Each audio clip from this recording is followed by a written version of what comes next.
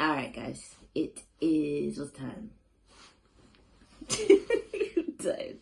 It's 9 past 3 a.m. on 15th of April. We have just watched the first episode of Game of Thrones season 8. Yes, we look rough, it's 3 o'clock in the morning, darts, we look at that questions. Right, so first part of this, no spoilers or whatever. It was one of the two shortest episodes of the season, only 58 minutes long. Even though it was relatively short and relatively slow, we did get all of the meetups, storyline, like points that we actually needed to have happen straight out the bat, which was really, really good. Some really good shots, like visually and stuff. It was just really beautiful, really nice, all that kind of thing.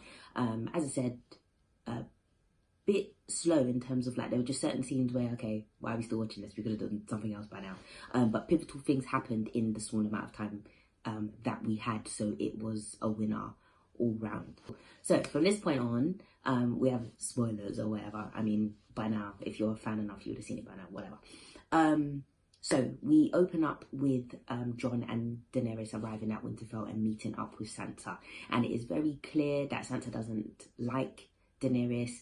We always knew that the North were going to have an issue about Jon bending the knee, which was kind of irritating anyway, because like he didn't even want to be king. Like, whatever, get over yourselves. He's brought alliances, he's brought allegiances, he's brought an army to fight something that you guys don't even fully quite understand yet, so just be happy about that and shut your shit. Yeah, so my things will probably be full of sorry. Anyway, Sansa just keeps showing her ass basically, and I know people seem to respect her growth in the show and how much she's become a different person and been so much stronger and an independent woman.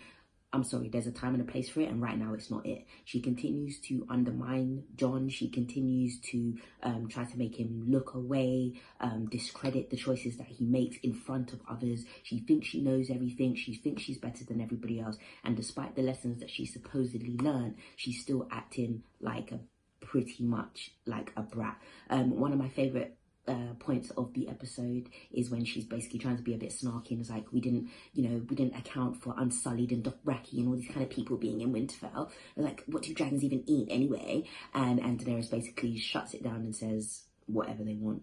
And it's very clear that she doesn't just mean the animals. It's me. I'm the dragon, and I'm gonna end you if you keep talking slick to man in it. So that was really good.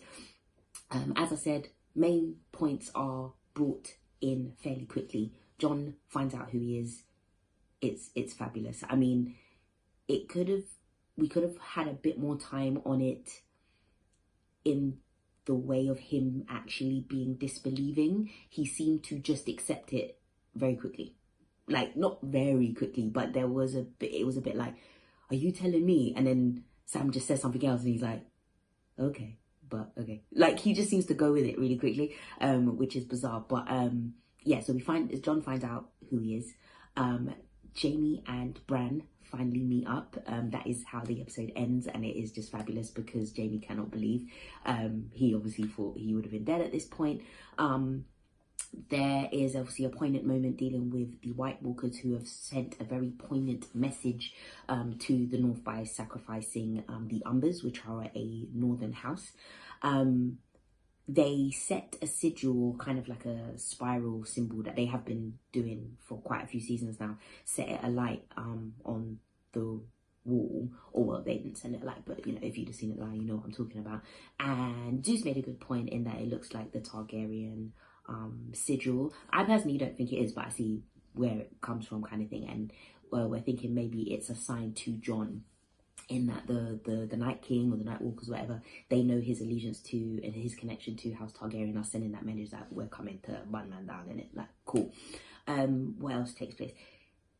It wasn't shocking or blew my mind terribly in terms of, oh my god, how could that happen? Because it was very much an opener to all the things we needed and wanted to happen, and they did. So they were expected, they were warranted, we were happy about them, and we got what we wanted. Now, basically, this season, this episode could have been the last episode of the final season, don't you think? If you see what I mean. Like, we didn't have to have waited 2 years to see that. We could have waited we could have waited a week or whatever, got this, everybody would have been in Winterfell, and then we would have went straight to the action. So I feel like, considering that we do have only 6 this year, that it wasn't wasted because we found out everything we needed to know. It just didn't need to be in season 8. It could have rounded up season 7. We didn't need it now. What else happened? Cersei actually slept with Euron Greyjoy. Like, I get that, you know, she is still powerful and doing her power plays and whatnot, but there was actually no need. He is vile. And can we please note that she's still drinking? She's still drinking wine. She's still drinking wine. That's all I got. But even though she's still drinking wine, Euron made a poignant move and was like, oh, I'm going to put a prince in your belly. And the look on her face was weird. It was bittersweet. It may be, oh, I had one and it wasn't there, or, oh, I know I'm never going to have any more because I only had 3 children and I knew they were all going to die, or, oh, I wish it was James. It was such a ambiguous look. It could have meant any number of things, but all I'm saying is she's still drinking wine. She's still drinking it, so we're not seeing no baby. Arya and Jon meet up, yay. Arya and the Hound meet up, that was cool. Arya and Gendry, did we catch the flirting? I think there was a bit of going on there, which is kind of weird because when they met, it kind of looked as though Gendry was so much older than her, but maybe it's just because she's short. But if they're the same age, I'm all for it. I shit that shit, make it sail. What else happened? Oh my god, Jon flew a dragon. Woo! Forgot about that. Jon flew a dragon. And obviously, another thing Zeus pointed out to me as well, like, no, I said, does Dany understand the significance of him riding a dragon? And Zeus quite rightly said, no. Like, she thinks, or probably thinks, that the dragons are, you know, letting Jon ride them and touch them and whatever because Jon's her friend. Like, she thinks it's because of her.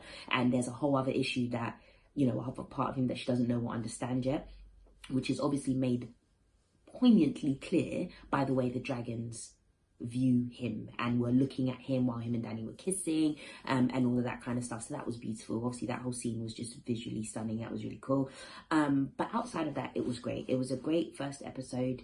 As I said, it rounded up everything that we needed to know, and has now set us up for the battles and the culmination of all of these people being in one place, and this melting pot of love and anger and passion and you know, vexation and revenge. I mean, Sam, even though we wanted him to tell Jon, he did tell him in a kind of a fit of rage. He told him out of spite because he was upset that Dany killed his father and brother, which I get is your family, but I didn't really understand why he was so sad about that, considering his family had treated him like shit. It's not that big a deal on my part anyway.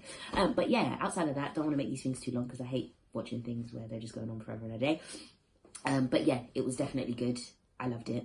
The new opening titles, beautiful. I need to rewind and watch those again because the sun thing is different and there's stuff going on there, and I'm feeling it a lot. But yeah, it was great. Kudos. Bring on episode 2.